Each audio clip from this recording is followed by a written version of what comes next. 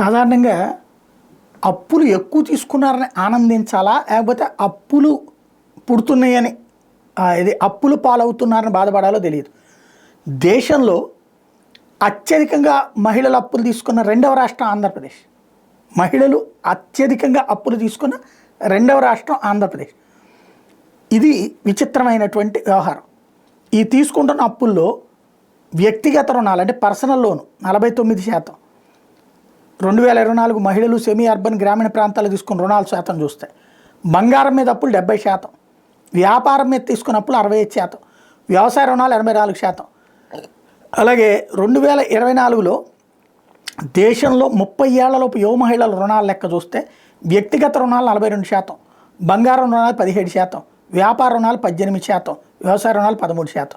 ఇందులో మహిళా రుణగ్రహీతల్లో ఏపీ మేటి 41% వాటాతో దేశవ్యాప్తంగా మన రాష్ట్రానికి 2వ స్థానం అని ఇది గొప్పగా చెప్తున్నా. నాకు అర్థం కాని ఏంటంటే వ్యాపారపు అప్పులు తీసుకున్నారంటే ఒక అర్థం ఉంది, వాళ్ళు వ్యాపారం పెట్టుకుంటున్నారు కాబట్టి అని. కానీ ఇక్కడ దేశంలో 30 ఏళ్లలోపు యువ మహిళల రుణాలలో వ్యాపార రుణాలు కేవలం 18%, అంటే వ్యాపారాలు పెట్టుకుని 18%.